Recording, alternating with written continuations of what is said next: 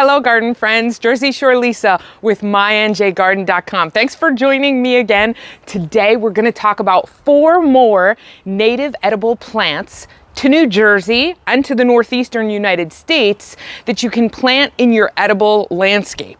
I love to plant natives because they support local wildlife, insect populations, animal populations. They also are edible and delicious for us, and they require very little input from the gardener after they've become established in the landscape. Why? Because they evolved along with our growing conditions. That is the soil here, the weather here, the climate. There's no maintenance involved. I don't have to fertilize them. I don't have to give them extra irrigation. They're meant to grow here, so they don't need my help. And the first one we're going to talk about is blackberries. Let's take a look.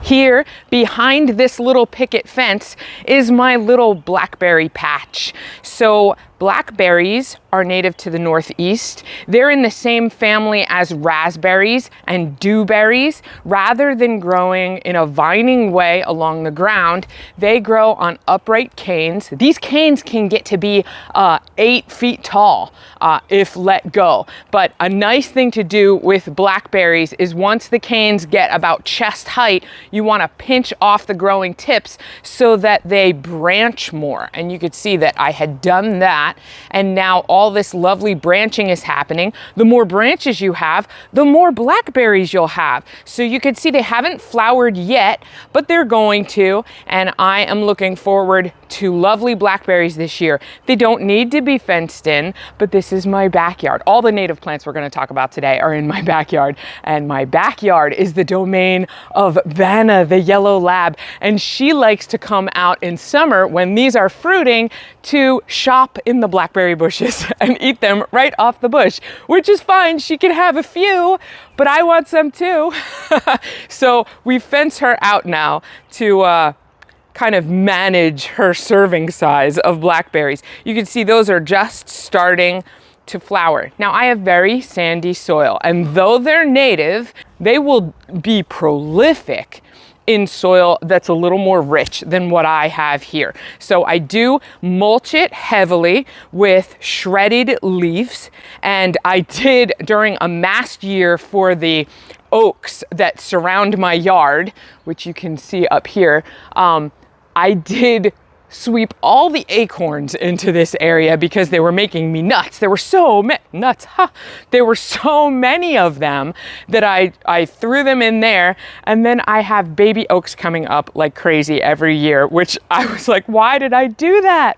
And I pull them out constantly. Once this soil is well improved, these will send up suckers and really spread and fill the space. So blackberries actually don't fruit so much on the brand new canes that come up the first year, but they will set fruit on the canes from the previous season. So what you want to be careful when you're pruning raspberries and cutting off canes, you can tell that a cane is spent. Number 1, it fruited that year, and number 2, it will get very dry and brown looking. Then you can cut it at soil level and let the new canes come up. True native blackberries, they are thorny, super thorny, which is fine if you don't mind that. But if you have to manage these shrubs in a suburban landscape and you can't just let them go,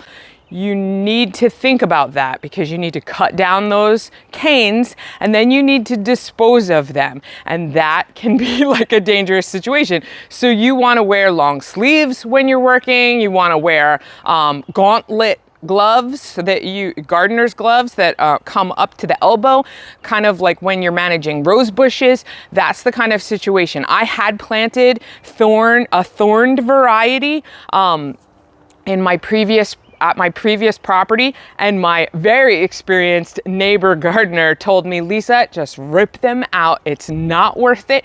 They're such a pain, and they really were. You can't really think about composting those canes and then deal with your compost comfortably when you have thorns going all through it. So what you'll want to do is look for a thornless variety of blackberry, and it's so much easier to manage.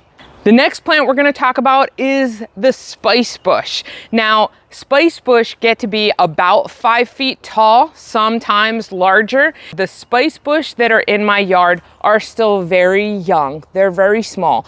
They are an understory shrub. That is one of the spice bush.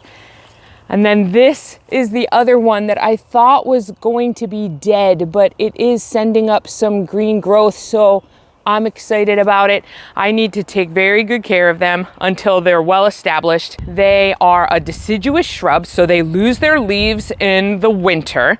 They are edible and medicinal. So you can actually use those leaves to make tea, and they will produce red berries that are well loved by the wildlife, but those berries are edible too and can be used as a spice the same way peppercorns are used. So the berries are a warming spice. They are similar to allspice. Medicinally, they're good to treat, so the tea from the leaves and the berries are helpful for colds and fevers. To get the berries, you need a male and a female shrub, and only the female shrubs will produce the berries. But you do need both in fairly close proximity to get the pollination. They have small yellow flowers in the spring, but again, these are very young shrubs, so they aren't close yet. And I have no idea if I have a male and a female, but because I know that spice bush is native to the area and can be found in the woods, it's possible that even if I don't have a male and a female planted here, that I will still get pollination because there may be an appropriate partner close by. Spice bush is also cool because it is host to the spice bush swallowtail butterfly. So spice bush swallowtail butterfly do prefer to lay their eggs and their caterpillars get raised on the spice bush, but they can also be found on sassafras trees, and sassafras trees come up everywhere around me. But that's not one of the ones we're going to talk about in this video. We're gonna go on to the next one, which is really cool and pretty rare.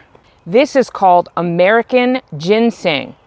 And you can see from the leaves, when I look at these leaves, I think of Virginia creeper. They really remind me of Virginia creeper, but I know that this is American ginseng because I planted it here.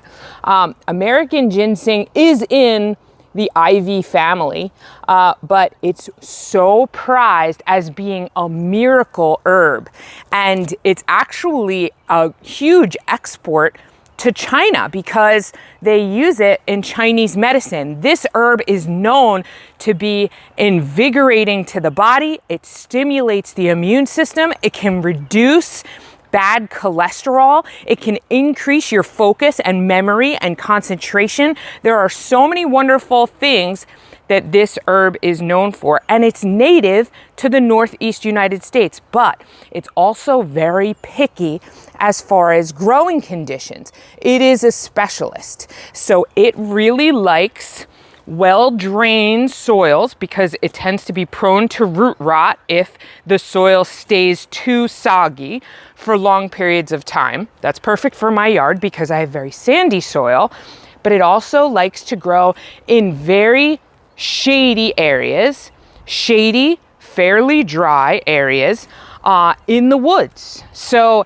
I've selected this area of my yard because I've planted it on the north side of these two oak trees, and this tends to stay fairly shady, and I think that it's going to do really well. I planted these roots last year. I ordered them online and they've come back, all 4 of them. So I'm really pleased. I'm hoping that it forms a colony. I'm hoping that they're not all clones of the same plant, and maybe we'll get some flowering and some genetic diversity into this colony, because I don't really want to touch those roots, disturb them for quite some time. It takes a few years, up to 5 years, for the plant to be mature enough to deal with harvesting some of the roots sustainably and not damaging the plant. So this is American ginseng, and in the Northeast United States, because it's such a prized herb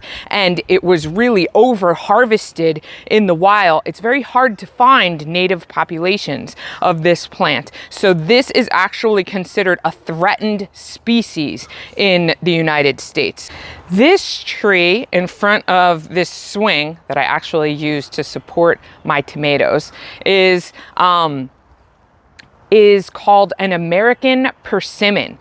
This is a small tree now because I started it from seed just a few years ago. They do take quite a few years to mature, so I have to be patient, but they produce 1 inch to 2 inch size small round fruits every year, and they are very astringent when they aren't ripe. So astringent when it comes to fruit tends to mean that when you eat it, it's not necessarily sour, but it does something to your mouth where it sucks all the moisture out of your mouth. It's not enjoyable to eat at all. But once it's very ripe and soft, like an overripe tomato, then they're ready to eat. And they're very sweet. And they have fairly large seeds in them, about the size of a fingernail. When you take out these seeds and plant them, you'll get your own persimmon trees. So that's what I did. A friend of mine brought me a bag of persimmons that she found locally falling off of a tree. And she said, "Do you want them?" And I said, "Oh yes, I want to plant some persimmon trees." So I have that one. I have this one, is much smaller. They will grow in full sun to part shade. This area does get some sun throughout the day, but not a whole lot.